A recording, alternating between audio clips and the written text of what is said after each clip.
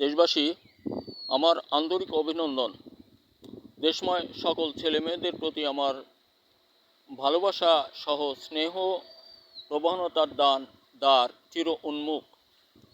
আমি বারবার বলি, আমরা সকলেই বিভিন্ন দিকে মনোনিবেশ না করে নিজের জীবনটাকে সুন্দরে ভরবার জন্য নয়, শুধুমাত্র সমগ্র জাতিকে সুন্দরের দিকে অগ্রগতি বাড়াবার জন্য আমরা চিন্তা চেতনায় থাকি গবেষণার দিকে। আর এই গবেষণা বলতে যেমন আজকে সারা বিশ্বের মানচিত্রে দেখা যায়, বিশ্বটা প্রত্যেকের দেশে কিছু না কিছু বড় মানসম্পন্ন দ্রব্য বা মালামাল আবিষ্কার তৈরি আছে বলে আমরা ওইগুলা কিনে এনে আমাদের বাজারজাত করি এবং ওটা দিয়ে আমরা কিছু লাভ লোকসান যেটাই আসে আমাদের জীবন চালাবার কলা কৌশলাদি অবলম্বন করি।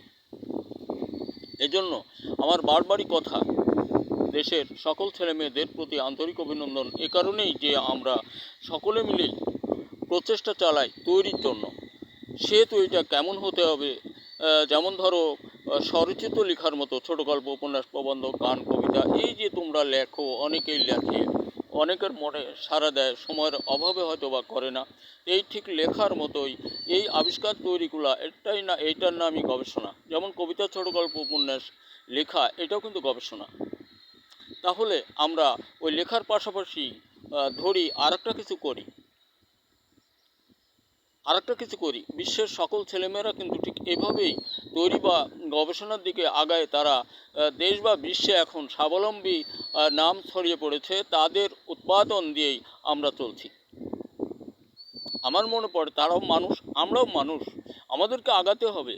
ইদানিং এই যে ডক্টর ইউনূস সাহেবের আমলে দেখা যাচ্ছে বাংলাদেশের কিছু ছেলেরা নাকি 10 জন ছেলে বাইরে ছিল, ওনাদেরকে উনি হাজির করেছেন কোন মাধ্যম দিয়ে। তাদের জীবন আর আমাদের জীবন তো এক নয়। তাদেরকে দিয়ে কিন্তু বিশ্বের বাজার, বিশ্বের উন্নত দেশ ওদেরকে দিয়ে কিছু করে খাচ্ছিল, ওদের বাড়ি কিন্তু এ দেশে। তাহলে আজকে আমাদেরকেও ঠিক অনুরূপভাবে শ্রম দিতে হবে। সে শ্রমটা হবে গবেষণা।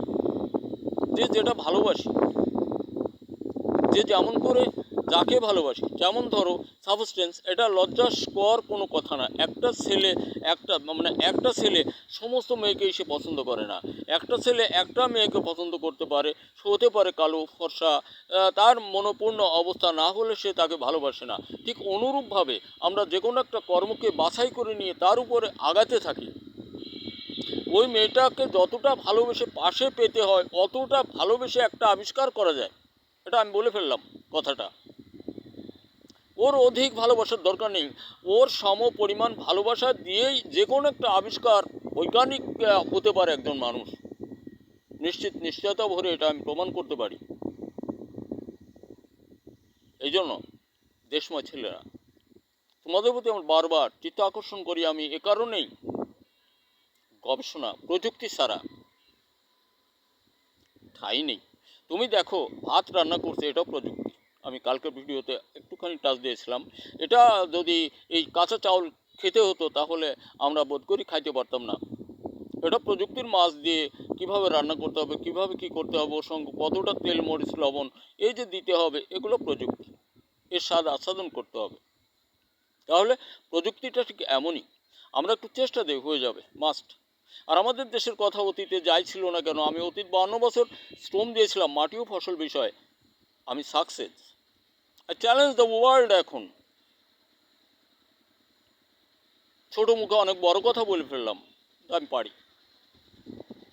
আমার তৈরি পণ্যগুলো বারুদ, মধুবন, মেঘবান, উরাকল, মধুমিত্র ইত্যাদি নামে 18টি পণ্য, মাটি ও ফসল বিষয় এবং মাছের জন্য 8টি। আই চ্যালেঞ্জ যে কোনো ফসল মৌসুমে বিঘায় মাত্র 4 কেজি, মৌসুমে একবার, এমন রোগ জন্মেনেই ওই জমির ফসল নাশ করে। এটা প্রমাণ ইতিহাসে আমি রাখি যে এই পৃথিবীর সৃষ্টির পর মাটি ও ফসল বিষয়ে বাংলাদেশে আমার এগুলো প্রথম আবিষ্কার। প্রমাণ ইতিহাস, সফলতায় ভরা প্রমাণ ব্যবহারকারীগণ ও দেখেছেন যারা। গাজীপুর ধান গবেষণালয় ইনস্টিটিউট সহ। বন্ধুরা আমার, আমি বারবার অনুরোধ করি, কিন্তু আজ আমাদের দেশের দশায় আমাদের যেটা হওয়ার ওইটাই হয়ে বসে আছি আমি। আমি যথাসম্ভব যতটা তৈরি করি, এটা আমার এলাকার কৃষকদের মাঝে বিক্রি করি, ক্রয় বিক্রি করি। আমি অনেক সময় অনেক দূর পর্যন্ত আগায় গেছিলাম, এটাও অনেক ভালোবাসার কারণেই। আমি ব্যর্থ হয়ে গেছিলাম, সেখানে ব্যর্থতা নয়, যাই হোক আর কি, সততা। যে সততার কারণে আমরা মাথা উত্তোলন করতে পারি না, কারণ চোরে আমাদের চতুর্দিকে ঘিরে বসে আছে হাতুর হাতে। সত্যের সন্ধানে সত্যের পথে মাথা উত্তোলন করলে টুক করে একটা বাড়ি দিত ওরা। সে বাড়িতে দেখা যেত 2 লাখ দাও, 3 লাখ দাও, 10 লাখ দাও, এই জাতীয় একটা বাড়ি দিত। তো একজন গবেষকের কিছুই থাকে না, এটাও কিন্তু একটা বাস্তব কথা। তুমি হাত বাড়াবে, কিছু থাকবে না। আমার মাগুরা থেকে একজন সাংবাদিক এসে বলছিল, শামীম খান সাহেবের সঙ্গে এসেছিলেন উনি, সম্ভবত কালের কণ্ঠ কাগজের সংবাদ, আমার এক দাদা, উনি এসে বলছিলেন, ভাই আপনার এত নাম শুনি, আপনার ঘর বাড়ি কই? দেখুন, আজ থেকে অতীতে 300 বছর আগের ইট আছে আমার বাবার ঘরে, দাদার ঘরে। কিন্তু আমি ওনাকে বলেছিলাম, ওনার নামটা আবার, যাই হোক, দাদা আপনি এই কাগজের সাংবাদিক, আমি, আপনি বুঝছেন না যে আমি কোন পথের মানুষ। এই পথে যদি আপনি ঘুরতেন, ধরি আপনি 4 তলায় বাস করেন, এই পথ বা এই সাধনায় বা এই গবেষণায় যদি আপনি থাকতেন, আপনার ওই 4 তলা ভিত্তির বালু বিন্দু থাকতো না আমার এইখানে আসে আপনাকে দাঁড়াতে। অলোক বসু সম্ভবত, যাই হোক, নামটা আমি বললাম। তো এমন, আমি বলি, অর্থনীতির দিকে যদি তাকাতে হয়, তাহলে দেশ ও জাতির দিকে তাকায় লাভ হবে না। অর্থনীতিকে বিসর্জন দিয়ে নিজের জীবনটাকেও বিসর্জন দিতে হবে পথে। তবুও তোমার জন্ম সার্থকতায় ভরবে তুমি যদি একটা কিছু বের করতে পারো। তুমি স্বাদ আচ্ছাদন না করতে পারলেও এ দেশ এ জাতি করবে একদিন। আমি এখন বিক্রি করি, যাই হোক 2 টাকা খরচ করি। আমি অনেক অতীত থেকে, আর আমার তৈরি বিভিন্ন ধরনের ছিল। আমি সর্বপ্রথম মশলা এটা সেটা অনেক কিছু আমি তৈরি করেছি, এভাবে বহু তৈরি আছে আমার। আমি বলি, দেশময় ছেলেমেয়েরা, আমরা কোনো ক্রমে বর্তমান সময় প্রযুক্তি থেকে বাহিরে কোনো কিছু নাই, কোনোটা নাই। ফসল উৎপাদন করবা, প্রযুক্তি। তুমি প্রসাব ল্যাট্রিনে যাবা, ওখানে প্রযুক্তি। তুমি ঘুমোবা, এখানে প্রযুক্তি। কবরে যাবা, প্রযুক্তি। যেখানে যাবা ওখানে তুমি প্রযুক্তির বাইরে তোমার কিছু জন্মও নাই, মৃত্যু থাকবে না। অরাজ তুমি তোমাকে চালাও। আর বর্তমান সময় যিনি আমাদের হাত ধরেছেন, যেমন করেই হোক, ডক্টর ইউনূস সাহেব ধরেছেন বা আমরা ধরেছি, এনাকে আমরা ছাড়লে বাঁচব না। এটা আমার ক্ষুদ্র জ্ঞানের কথা, আমার ক্ষুদ্র জ্ঞানের কথা আমি প্রকাশ করি। সকল ভিডিওতে আমি বলি, উনি যেদিন মাথা উত্তোলন করছেন, উনাকে সামনে রেখে আমার একই কথা আছে, আমার মতো সাধারণ অথর্ব মানুষ আমি এটা প্রকাশ করি যে উনি ছাড়া এই দেশে শান্তি আনার আর দ্বিতীয় কেউ নেই। আমরা যে কেউ আসবো, ভারতকে অর্পণ করব। অতীত 54-52 বছর যা কিছু করেছি, অর্ধ শতাব্দী ধিক সব ওইখানে ঢেলেছি। আমরা সেই দলের একজন মানুষ। আজকে দেখলাম একজন নির্বাচন যাচ্ছেন, আরে নির্বাচন কিসের? ওই মিয়া, নির্বাচিত হবে কে? সে লোকটা কই? আপনি নির্বাচনের জন্য ঘানুর ঘুনুর করতেছেন, আর মানুষগুলো মশে আটে না। কার জন্য আপনি নির্বাচন করবেন? সেই লোকটা কো? যার জন্য করবেন জানি, আমি জানি। সেদিন আমারও ও টাকা ছিল, আজকে আমি পথের ভিখারি। সে পাইলে কোথায় এত টাকা? কার জন্য নির্বাচনের জন্য আসেন? সমগ্র জাতি মূল্য না খাই, ঋণের বোঝা বইতে বইতে গুয়ার চামড়া গেল ঢিল হয়ে নির্বাচন। উনি যতদিন বাঁচে আছে অতদিনই থাকবে, এটা আমার ধারণা। এবং উনি যাকে রেখে যাবে সে থাকবে, কোনো নির্বাচনের দরকার নেই। গণতন্ত্র আপনারাই খেয়েছেন, গণতন্ত্রটা আপনারাই খেয়েছেন।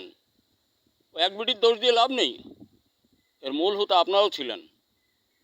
আমরাও দেশের নাগরিক ছিলাম, মানুষ এখন।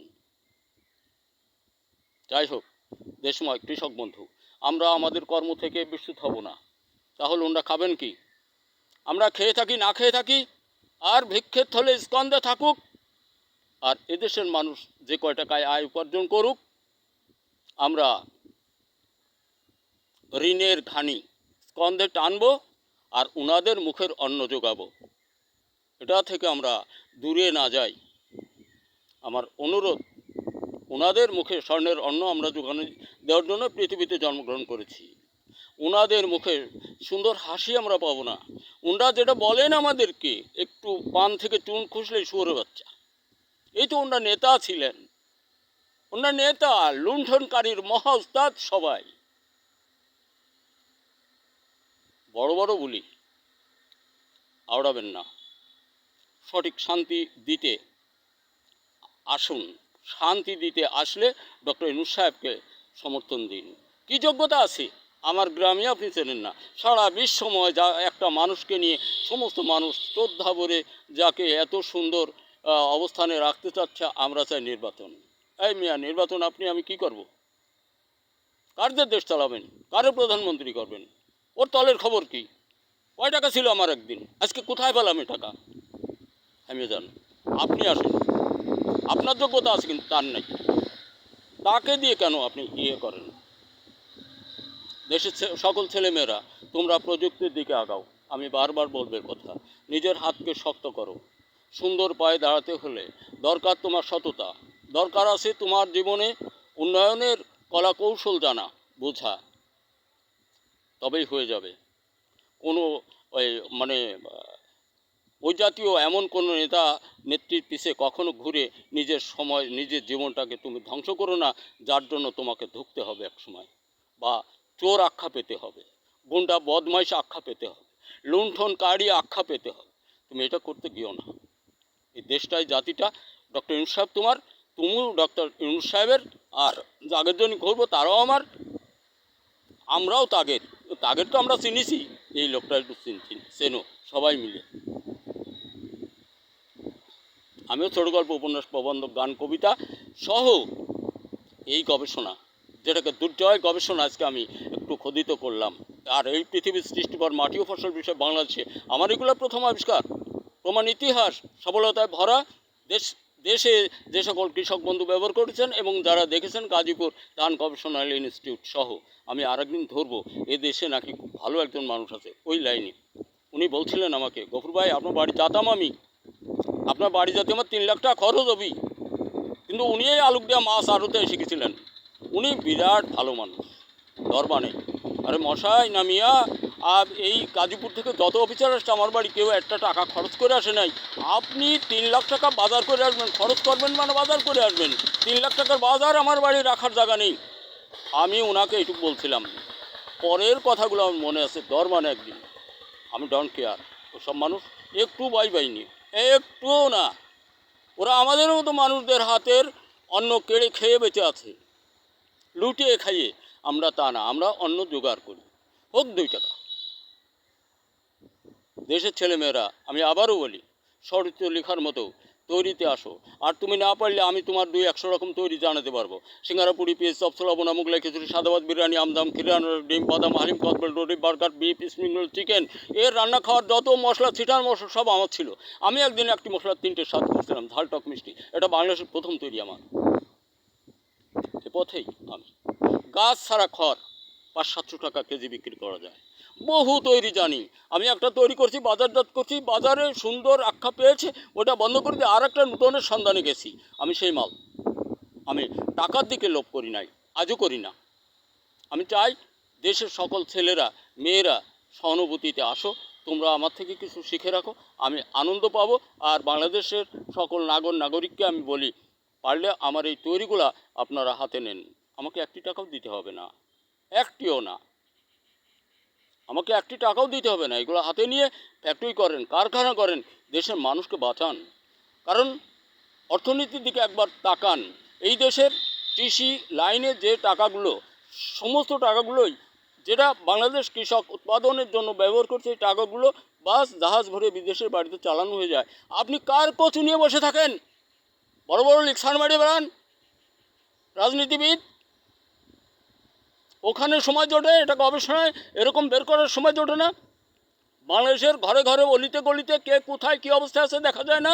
কার ঘরে প্রযুক্তি আছে, কে চোর বদমাইশ, এগুলো দেখা যায় না।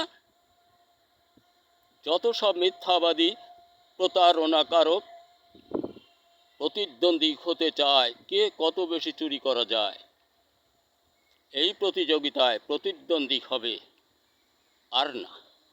ডক্টর ইউনূস সাহেব আছে, উনি থাকা পর্যন্ত, এরপরে উনি যাকে রেখে যাবেন উনিই থাকবেন, এটা বিশ্বতত্ত্ব।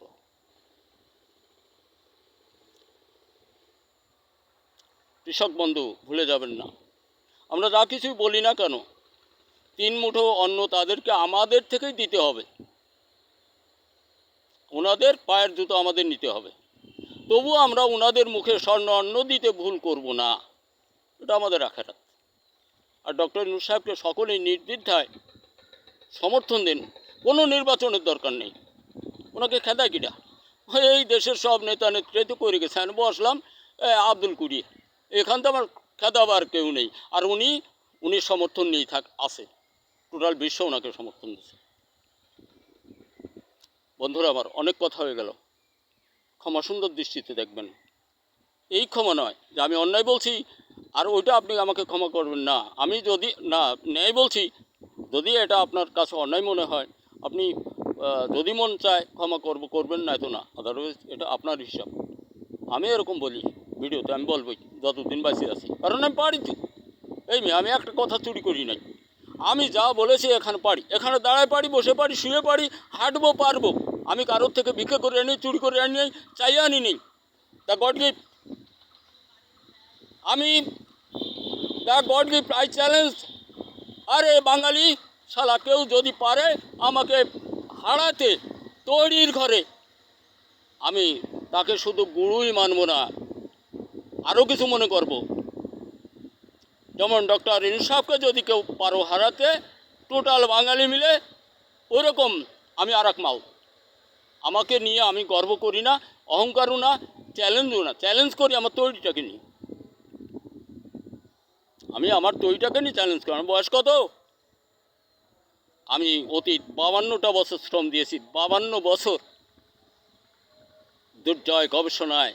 আমি ছোট গল্প, উপন্যাস, প্রবন্ধ, গান, কবিতা 7 বছর বয়স থেকে শুরু করেছিলাম। আর যখন 10-12 বছর বয়স হলো, আমার ওই লেখার মাঝ দিয়ে গবেষণায় স্বরচিত গবেষণা করে মাটি ফসলের দিকে ঢুকে গেলাম। আমি একসময় ক্যালকাটা যাই হোক স্বরচিত লিখতাম কিছুদিনের জন্য। যারা সাথী সঙ্গী আছে তারা জানে আমি সে লোক, কিন্তু লেখে কাজ হতো না।